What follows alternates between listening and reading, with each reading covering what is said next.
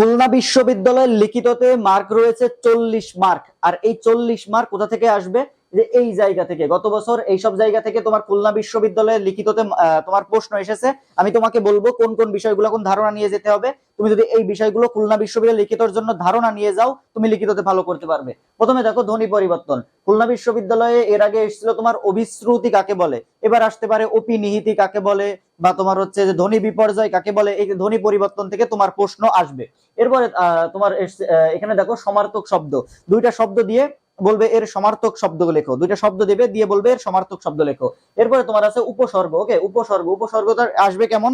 একটা লাইন দেবে, তোমার একটা লাইন দিয়ে ওখানে একটা তোমার বলবে যে এই লাইনের মধ্যে উপসর্গ খোঁজো, মানে উপসর্গ খুঁজতে হবে তোমাকে। সেখানে বাংলা উপসর্গ থাকতে পারে, তৎসম উপসর্গ থাকতে পারে, ফার্সি উপসর্গ থাকতে পারে। একটা লাইন দিয়ে তোমাকে উপসর্গ খুঁজতে হবে। তারপরে সমাস, একটা শব্দ দেবে দিয়ে বলবে ব্যাস বাক্য সহ সমাস নির্ণয় করো। এরপরে তোমার আছে পদ।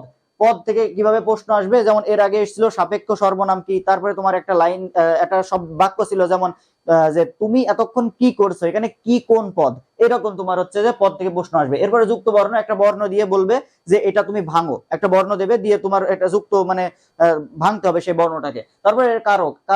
কারক তোমার আছে থাকবে যে এখানে কোন কারকে কোন বিভক্তি আছে, একটা তোমার বাক্য থাকবে দিয়ে বলবে এখানে কোন কারকে, একটা আন্ডারলাইন করে দেবে, একটা বাক্যের একটা বাক্য থাকবে, একটা মানে শব্দের নিচে আন্ডারলাইন করে দিয়ে বলবে এখানে কোন কারকে কোন বিভক্তি আছে। এরপরে অনুচ্ছেদ লিখতে দেবে, একটা কি দেবে, একটা অনুচ্ছেদ লিখতে দেবে। মোটামুটি বাংলার জন্য তুমি ধ্বনি পরিবর্তন একটু ধারণা নিয়ে যাবা, লেখার মতো করে উপসর্গগুলো একটু ধারণা নিয়ে যাবা, পদ একটু ধারণা নিয়ে যাবা, যুক্ত বর্ণগুলো একটু দেখে যাবা, কঠিন কঠিন যে যুক্ত বর্ণগুলো আছে এগুলো দেখে যাবা। তারপরে তুমি হচ্ছে যে অনুচ্ছেদ তুমি পারবা, লিখতে দিলে পারবা, অনুচ্ছেদ তো কমন পাবা না। তারপরে তুমি হচ্ছে এইখান থেকে এই সমার্থক শব্দগুলো একটু মানে দেখে যাবা। এরপরে তুমি দেখো ইংরেজির জন্য কি আসবে। ইংরেজির জন্য তোমার যে বিষয়গুলো আসবে, বলবে যে right two characteristics of folk music, অর্থাৎ এটা তোমার টেক্সট বুক থেকে দিছে, এরকম টেক্সট বুক থেকে থাকতে পারে একটা তোমার প্রশ্ন।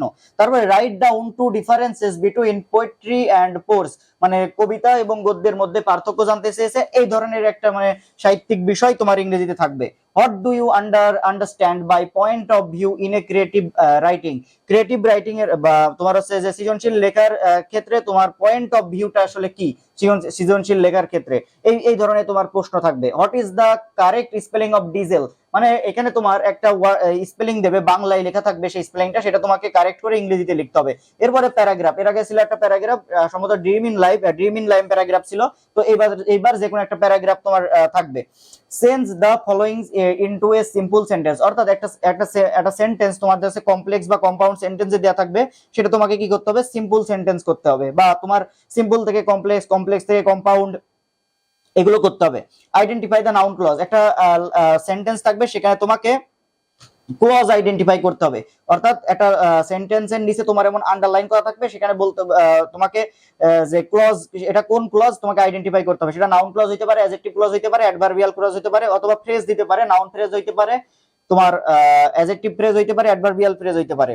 সেন্টেন্স মেকিং তোমাকে দেবে, ভার্বাল যে ফ্রেজ গুলো আছে সেগুলো দিয়ে থাকতে পারে, যেমন এর আগে ছিল পুট আপ উইথ, এই ধরনের তোমার একটা ভার্বাল ফ্রেজ থাকবে যেগুলো দিয়ে তোমার সেন্টেন্স মেকিং করতে বলবে। এই তো মোটামুটি ইংলিশ আর বাংলার জন্য তুমি যদি এই যে প্যারাগ্রাফ, তারপরে যে একটু সেন্টেন্স গুলো একটু যদি ট্রান্সফরমেশন অফ সেন্টেন্স যেগুলো আছে একটু ধারণা নিয়ে যাও, আইডেন্টিফাই দ্য নাউন ক্লজ সম্পর্কে একটু ধারণা নিয়ে যাও, সেন্টেন্স মেকিং তো তুমি এমনিতেই পড়েছো আগে। তারপরে তোমার হচ্ছে যে এইগুলো তো তুমি লিখবা নিজের মতো করে বানা, এগুলো তো কমন পাওয়ার কিছু নেই। তো এই যে এইগুলোই মোটামুটি তোমার হচ্ছে যে লিখিতর জন্য আসবে, এই বিষয়গুলো তোমার মোটামুটি লিখিতর জন্য আসবে। তুমি যদি এই বিষয়গুলোতে ধারণা নিয়ে যাও, ইনশাআল্লাহ তুমি খুলনা বিশ্ববিদ্যালয়ে মোটামুটি লিখে আসতে পারবে, ভালো মার্ক পাবে। দেখা হবে পরবর্তী ভিডিওতে, ততক্ষণ সবাই ভালো থাকো, আসসালামু আলাইকুম।